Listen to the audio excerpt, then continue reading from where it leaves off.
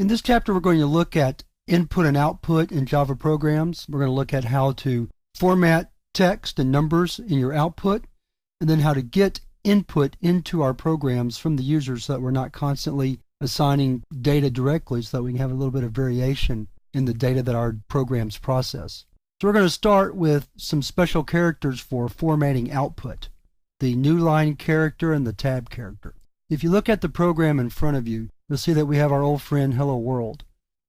And we tell it that in this program, we use the print line method to print the phrase Hello World and then a new line after that so that the cursor moves down to the next line before we output any more text.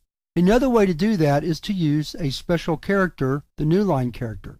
The Newline character can be placed inside a string by typing \n. You have to type the backslash first because the compiler needs to know that what follows, the letter N, is supposed to be interpreted as a Newline character and not just as the regular letter N.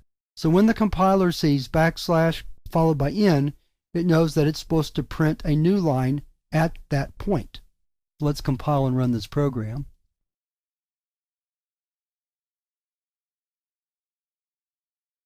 And that's how it works. The Newline character can be placed anywhere in a string. I could put it between the word hello and the word world, like so, and then it'll put the new line at that spot. Let's compile again and run. And so you see that it printed hello, comma, then a new line, then a space, then world, then the exclamation point. The only requirement for the special character Newline is to put it inside a string. So we could also do something like this. We could have the Newline character in a string by itself, \n, close. And then let's compile and run the program.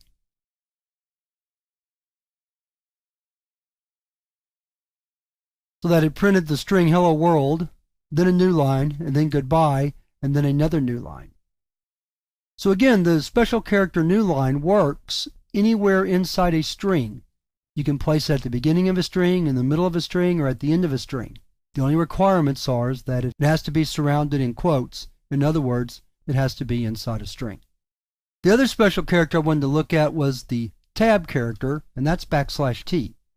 You use tab when you want to put a uniform number of spaces between your text in a program. So for example, we might have a heading that we try to space out using the space bar.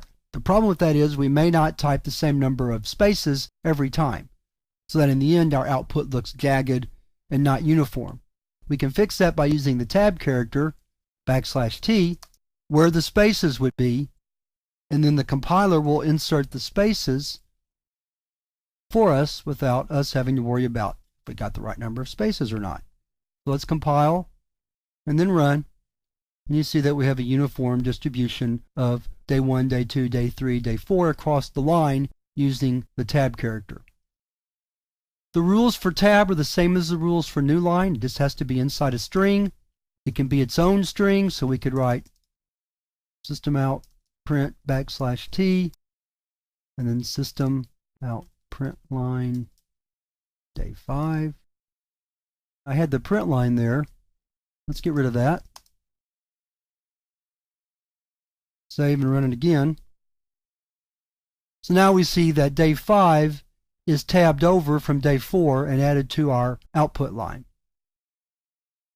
So the two special characters, Newline and tab, \n and \t, are useful in formatting your output and can be used inside strings wherever you need them. In the next lesson, we're going to look at some ways to format numbers using two functions called setPrecision and setWidth.